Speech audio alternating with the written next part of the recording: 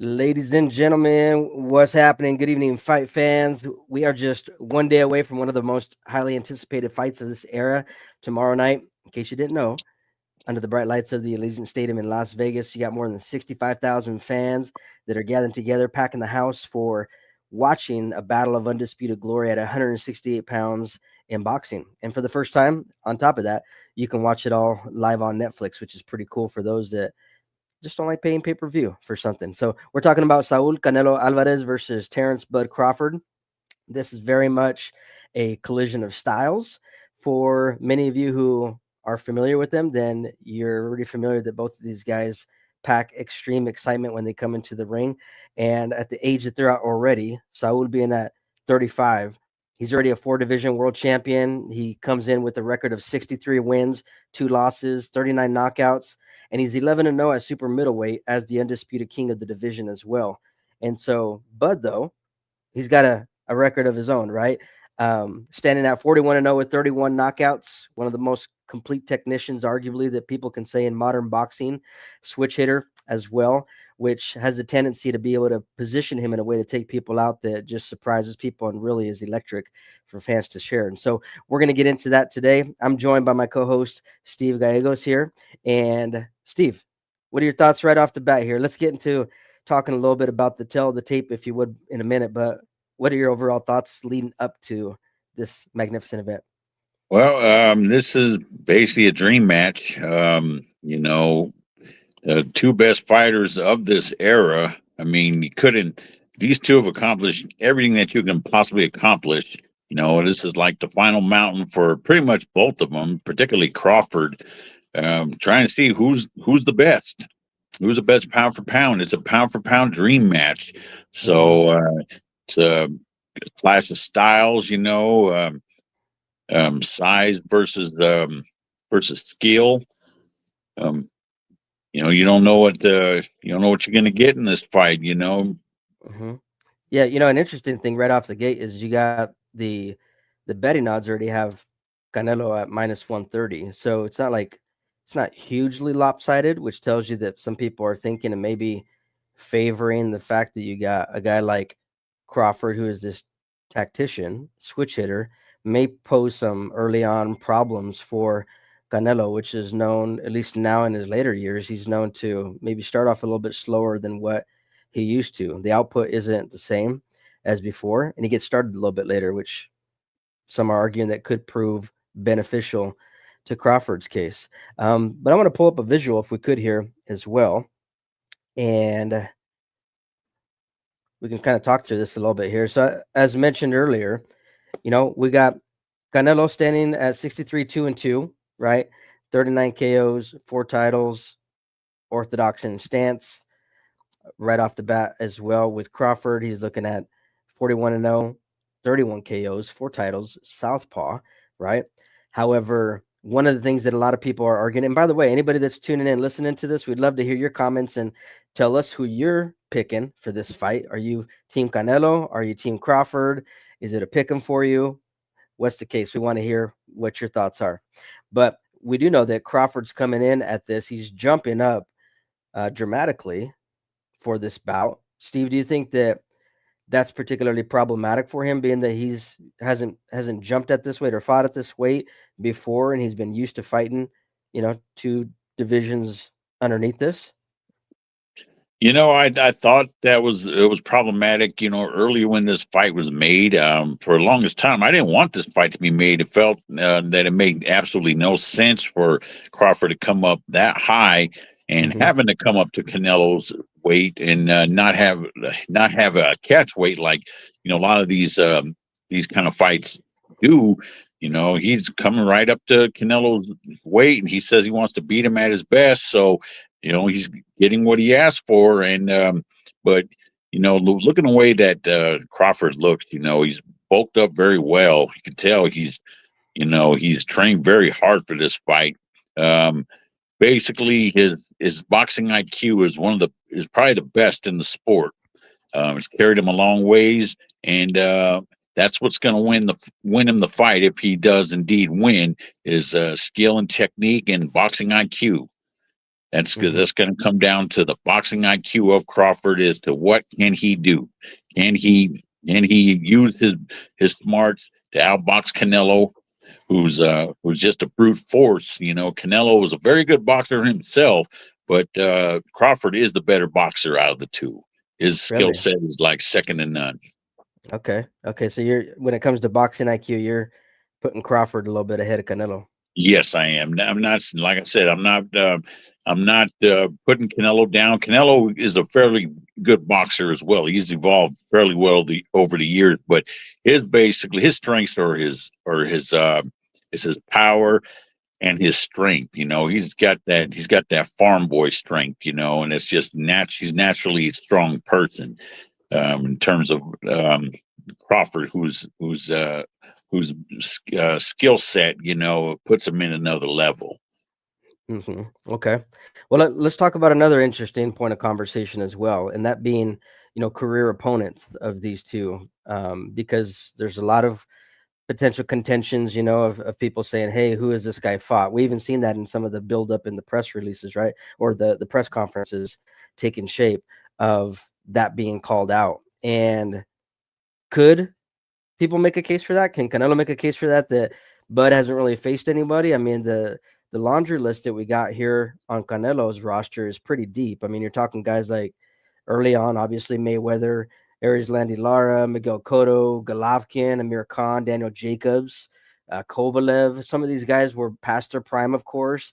But you got Charlo, Munguia, right? Some of these guys that he's faced off later in his career, he has had a hard time putting them away. But if we're looking at a side by side observation and we're talking, okay, who's Bud fought? Bud's got Ricky Burns, Gamboa, right? Yep. Victor Postol, Jeff Horn, Jose Benavidez Jr., Kell Brook, Sean Porter was probably one of the ones that probably gave him the feather in his cap. I would say was with And don't Sean Porter. and don't forget Errol Spence, his biggest nemesis. That's what I was going to say next. Yep, and he took him And out. he did. He is conquered every mountain that's been put in front of him, from 130 up to 147, 154. He just spent too much time there. You can't say that the Madrimov fight, made Crawford what he is. He had a bad night at Mhm. the office. It does happen. Didn't have the best night, but neither did Canelo have a great fight against Skull or John Ryder. These are the kind of things that happen in the sport. I think with these two fighters, the bigger the event, the the bigger the moment, the bigger, the better the performance. So I think it's going to be the case with both of these guys in this one. Okay. Yeah, well, let's talk about back to the boxing IQ piece that you had mentioned just a bit ago. I was alluding earlier to the fact that Canelo's punch volume has dipped in recent fights, which is, a fact.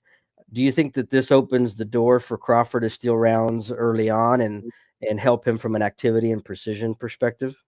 Most definitely. Crawford has always been a fast starter.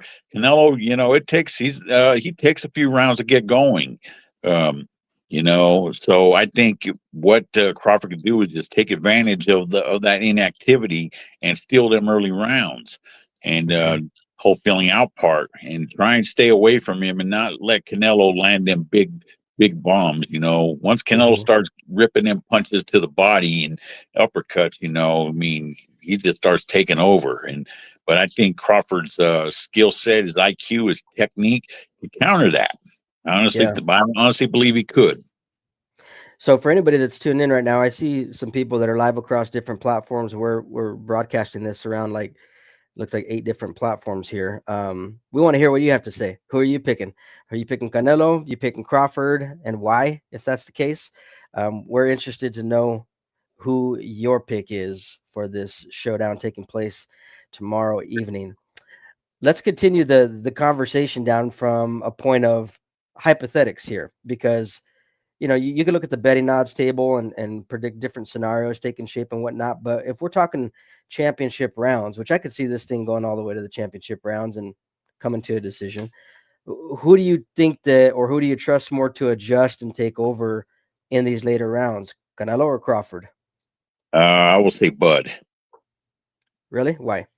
because he's, like I said, it goes back to his boxing IQ, his skill set. He's a switch hitter, and that you could use that to his advantage. And even though Canelo does get better as the fight goes on, Crawford does too. Um, if Crawford could stay away, like I said, he is the better boxer of the two, and if he can impose his will and fight his fight, um, then he could win this fight. He can use the same blueprint that Floyd Mayweather used against Hmm. Canelo, even though that was a lifetime ago. Sure. He showed that Canelo can be outboxed. Even Hmm. Erislandy Lara did the same thing too. Yeah, So, might make some people mad about that I one. mean, I still think Canelo beat Lara, but he had he was getting outboxed at times. Hmm. So we've Yeah. seen we've seen it happen. What about from beyond titles? What about from a legacy perspective from this win? Who do you think will be remembered most, or how will history remember the winner versus the loser out of this bout? You think it's hurtful to anybody's stock on either way? No, not at all. It's just the icing on the cake for both fighters. Both of these guys have accomplished everything that there is to accomplish in the sport. Multiple division titles. They got a whole trophy case full of title belts. They've accomplished it all. This is just to see who's who's going to be the best fighter of this era. That's what's Hmm. going to settle. But the loser ain't going to hurt their stock or their legacy one bit Hmm. because they've already established themselves. Yeah.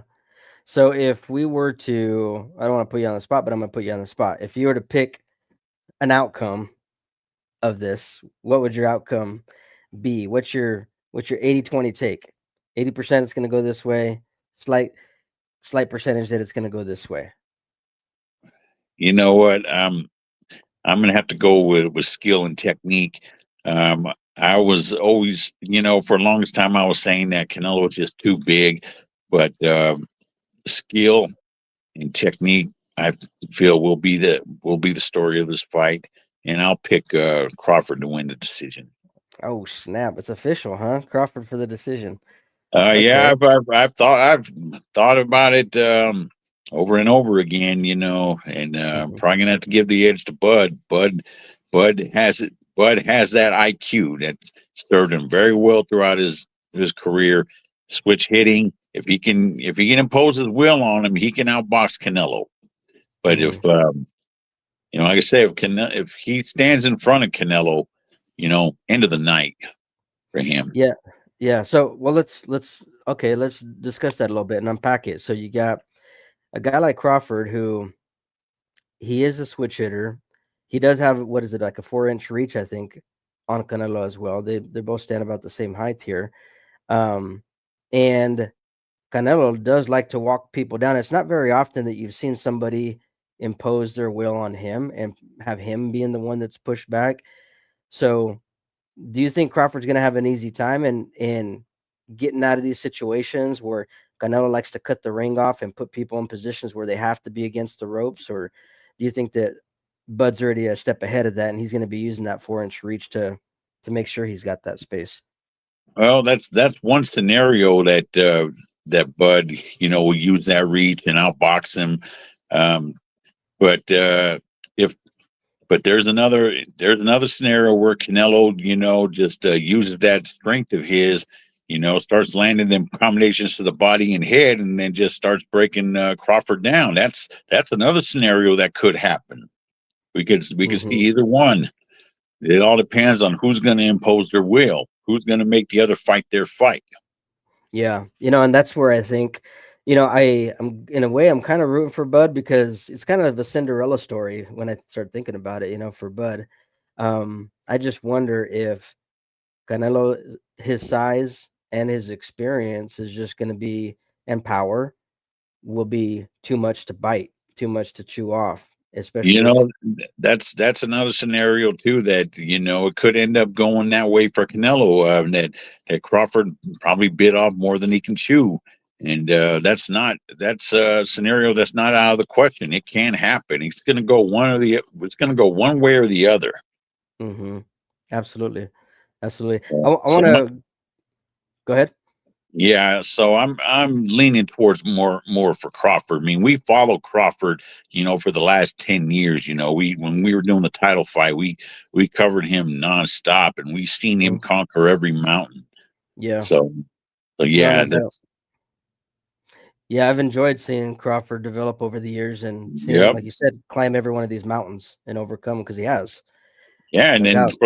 for the longest time, for years, they kept talking about a Crawford Spence fight, and it finally gets made, and Crawford just dominates. You Oh know, man, yeah, he demolished him. It was more than domination. I think he just straight up destroyed Spence. That was kind of a sad scenario, and totally did not see that coming myself. I did not see that scenario playing out the way that it did.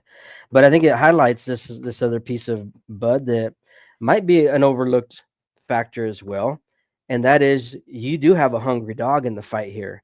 Does Canelo still have the same hunger? I mean, he's at the top of the food chain right now, right? When it comes to the sport of yes, boxing. he is.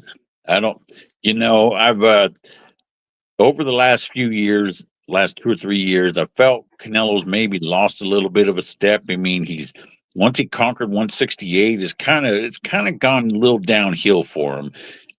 He did, fight Bivol, fought a much bigger man, moved up to a weight class he probably shouldn't have been fighting at, and then came back down, and you know he did come back and beat a really good young fighter in Munguia. So Hmm. so it's kind of hit or miss whether with Canelo. He may look really good like he did against Munguia, or he may look, like he's lost a step against fighters like John Ryder. I mean, Hmm. you never know. You never know when either of these fighters could get old. Yeah. And I want to do a curveball here if we could, and just mention the fact that this thing is also going to be broadcasted on Netflix, right? For the first time, there's not a pay per view stamp attached to this thing, which, man, I don't even know when pay per view started, but it's been a long time since it started. Oh, about at least almost 40 years. Wow. Back in the first reign of Tyson, that's when the pay per view started. Back Wow. then, they still had closed circuit, but Mhm. then towards the end of the '80s, that's when pay per view began. Yeah. And so I wanted to just mention that briefly for the fact that this is kind of opening up a broad opportunity for people to begin to witness these types of matchups that were previously maybe shut out from experiencing it. And what is your take about these recent deals that are taking shape?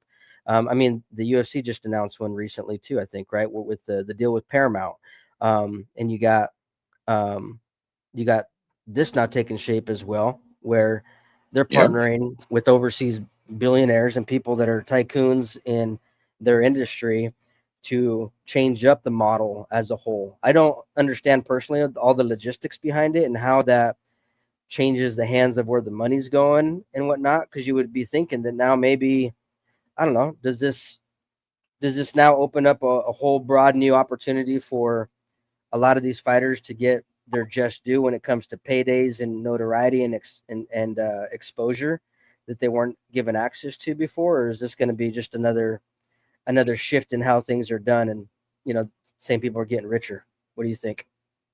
I hope it goes down the path that it's going down. Where fighters are getting better exposure. That it continues to be shown on these streaming platforms such as Netflix. This reminds me of what the Zone was when they first started. It was just a standalone subscription. You pay $10, you get all the fights. There wasn't no pay per view, but as time went on, they started charging more, and then they started adding pay per views on top of it. So your Hmm. subscription couldn't get you the fight without you having to shell out another $80. So I see what Turkey Al is doing. I hope he sticks with it. It's good for the fans. They've seen what the whole with this new age of streaming can do, and we'll see how it pans out. I'm hoping that they continue on this path, and that go back to someone like the old days. We can watch the big bouts on network television. Yeah, no, that's So true.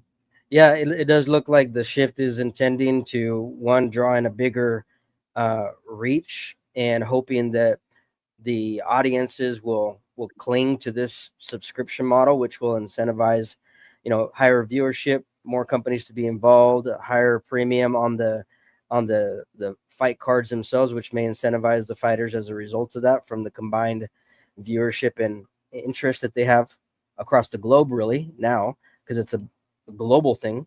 But we'll see. Yeah, I'm excited to see what will shake up from here as well. I think that it could lead to some good things. We'll see what happens there. Well, I don't want to get too much into the undercard because one, we don't have a bunch of time left on here.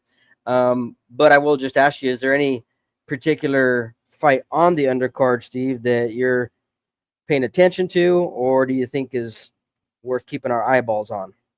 It is the co-feature, between Callum Walsh and Fernando Vargas Jr. It's a nice clash of styles. It's almost like a crossroads fight. Neither one of these guys are on the. These guys are very young, very undefeated, and they're taking the chance of fighting each other. And Mm-hmm. it's a classic boxer versus puncher type of fight. Vargas, he's a straightforward, try and get you out quick type of fighter. He's got the mentality of no overtime being paid in boxing. I want to get in and out as quickly as possible. Whereas Mm-hmm. Walsh is more of a more conventional, very fun fighter to watch. I love the way he puts together combinations beautifully to the body and head. He doesn't have that one punch power, but he's more like a singles and doubles hitter where he'll break you down. He only got what four knockouts in I don't know however many fights he has, 17 fights. So it's not um so he doesn't have the one punch power. It's just a clash of good styles. We'll see who can impose their will on the other, whether we see Walsh, break him down systematically, outbox him, or if Vargas just goes in there and just goes for the gusto and then scores an early knockout. Yeah, So, and I don't know if many remember this or know this, but this is the Vargas Jr. He's a 29-year-old son of the former two-time world champion Fernando Vargas, yep, who absolutely. you guys remember him with the what do they used to call that? The quail tail. I don't know what that was called. It looked like a little quail they used to have Yeah, there. But very popular back in the 90s. I remember. yeah, yeah. So now you got his son picking up the mantle here, huh? Yeah, Um, I mean, I'm hoping that he will learn from the mistakes that his father made during his career. They're seeming to bring him up a little bit more slowly and probably better than they did with his old man. And he still hasn't fought for a world title yet. They're bringing him up, I believe, the right way. And mhm, if he can settle down a little bit on his punches, instead of trying to go for the knockout each time, mhm. he might end up seeing a pretty special career here. Yeah, absolutely. He was a late starter of the game. He didn't start till 17 because he played basketball and football, I think it was. And so a lot of people are watching this, even though he's a late starter of the game. These guys might be on equal playing ground here because it seems that neither one of them have been into deep waters. And so this, yeah, could very well prove to be a pretty good firefight between these two guys. So actually, I think it's going to be a really good fight personally. That's awesome. Well, we are going to take a peek at who else is here. I was getting your comments here. I do see some people commenting over here saying they're thinking Canelo because of experience they were picking. We got others thinking that it's Crawford via his ring IQ. So we can appreciate the differences in opinion here. We'd love to keep you dropping that if you would as well. If you have a thought, you have an opinion about who you think is going to take home the strap from this particular fight here. Steve, any last words before we check out for the evening? You know, it's going to be a chess match, I believe. It may not be the whole fight of the year type of thing, but it's going to be a huge event. In fact, I was at the Canelo Saunders fight at Cowboy Stadium. Probably about 3 or 4 years ago, and it broke the attendance record for the biggest crowd in American history when it comes to boxing. well over like 72, 73,000, something like that. I have a Mm-hmm. feeling this fight's going to break that record. So it's going to be a huge event. Hopefully, we get drama. Like I said, it's not going to be a slugfest. It'll be a chess match, but it'll be a very exciting chess match. It can go either one way or the other. Either Crawford outboxes him, uses his IQ to outbox him and avoid dangerous exchanges, or Canelo finds closes the gap, lands his hard punches the body in the head, that uppercut that's lethal, and we see him break him down. I wouldn't be surprised at either scenario. So if I'm not counting out Canelo, I can see it happening, and if he does, then then I'll admit I was wrong. But I'm gonna Yeah. go. But I'm gonna go with Crawford based on skill, IQ, technique, and his experience too. He's a very experienced fighter. And he's spent a lot of years coming up. Conquered all these divisions. Both of them have accomplished so much. But either way, this is just the icing on the cake for both of them. It's pretty much they're going to ride into the sunset after this one. I don't really see much to prove for either fighter. Probably more so Canelo. He's probably going to stick around a little while, but this is pretty much Crawford's swan song. Mm-hmm. Yeah, and for me, this is kind of a pick 'em fight. Honestly, I don't know. I don't know who to pick on this one. My heart tells me Canelo's gonna win, but my head says Crawford's got something up his sleeve, man. I mean, we've never seen these guys drop the way that they've been, the way that they've dropped other people before too. So that's also one of those, I don't know, kind of. Neither one of them has ever been hurt. Right. Period. Especially Crawford. So, and Canelo has never been hurt. I don't even think he's ever been knocked down either. So let's see if either one of these guys can take the other into deep waters that they've never experienced before. It'll be interesting. Absolutely. All right, ladies and gentlemen. Well, thank you so much for tuning in with us here today as we dissected Canelo versus Crawford, taking shape tomorrow, September 13th. We're in Las Vegas, and we still would like your feedback. You can go ahead and drop it in the comments on whatever platform you're watching this from. And for more post-fight coverage on a regional and a national scale, global scale, you can visit us at titlefight.com or theboisebeat.com. Until next time, stay blessed.